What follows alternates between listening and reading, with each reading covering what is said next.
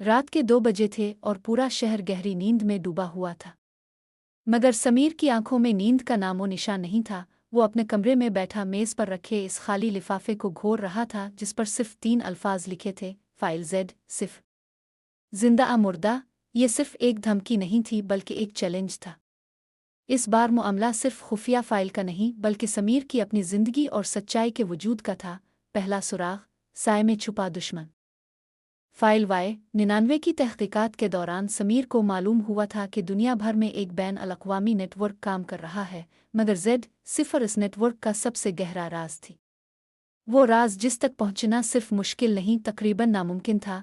इसी दौरान एक खुफिया पैगाम आयशा के मोबाइल पर आया। अगर तुम्हें अली की सच्चाई जाननी है तो इस्तंबुल के ज़ेर ज़मीन रिकॉर्ड रूम में फाइल Z0 मौजूद है। समीर फौरन तुर्की रवाना हो गया।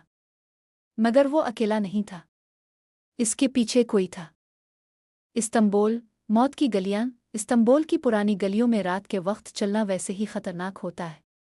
समीर एक खुफिया एजेंट के जरिए रिकॉर्ड रूम पहुंचा जहां हजारों पुराने केसेस की फाइल्स बंद अलमारियों में रखी थीं। वो आखिरकार एक फाइल निकालने में कामयाब हुआ जिस पर लिखा था Z0 प्रोजेक्ट फीनिक्स। जैसे ही इसने फाइल खोली पीछे से एक बम धमाका हुआ। दीवार का एक हिस्सा गिर गया और अंधेरे में एक निकाबपोश शख्स नुमूदार हुआ। हमने कहा था तुम्हें जिंदा नहीं छोड़ेंगे, मगर समीर तैयार था। गोलियों का तबादला हुआ और आखिरकार वो शख्स जख्मी होकर भाग निकला।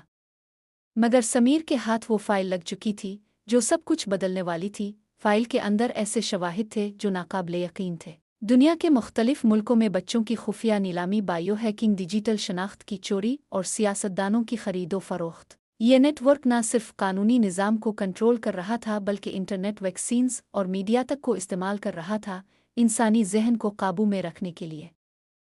समीर को समझ आ गया था ये सच्चाई सादा अदालतों में नहीं लाई जा सकती। ये एक जंग थी, नए इत्तेहादी, नए दुश्मन। वापस आकर समीर ने 2 खुफिया इदारों से राब्ता किया, एक साइबर इन्वेस्टिगेटर और एक डार्क वेब स्पेशलिस्ट इसकी टीम में शामिल हुए। वो सब मिलकर फाइल Z0 के डिजिटल लिंक्स को डिकोड करने लगे, मगर वक्त कम था। सिस्टम में मौजूद डिजिटल बम सिर्फ 72 घंटों में तमाम डेटा ख़त्म कर सकता था। दुश्मन का वार, अंदर से गद्दारी। इसी दौरान समीर की टीम का एक अफसर राजीव दुश्मन के लिए काम कर रहा था।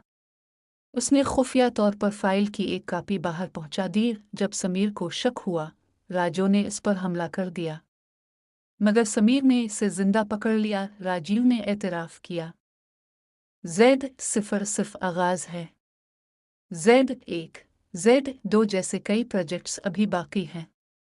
तुम सिर्फ एक मोहरा हो। समीर, आखिरी महाज, सच आ मौत। फाइनल लम्हे में समीर ने एक खुफिया प्रेस कॉन्फ्रेंस रखी जिसमें Z0 की तफसीलात, वीडियोज़ और शवाहिद बराह रास्त नशर किए गए। इस कॉन्फ्रेंस के दौरान एक कातिल ने इस पर हमला करने की कोशिश की, मगर इस बार पूरी टीम तैयार थी। हमला नाकाम हुआ। इसके बाद कई बैन अल-अक़वामी शख्सियात गिरफ्तार हुईं और फाइल Z0 दुनिया भर के इंसाफ के निज़ाम में हलचल मचा गई।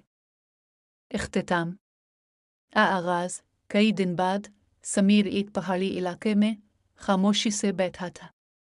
इसके मोबाइल पर एक नोटिफिकेशन आया, new threat detected. File Z1। Sameer ने मोबाइल बंद किया, बंदूक उठाई और मुस्कुराकर बोला, तो खेल अभी बाकी है। क्या अब तैयार हैं अगले पार्ट के लिए?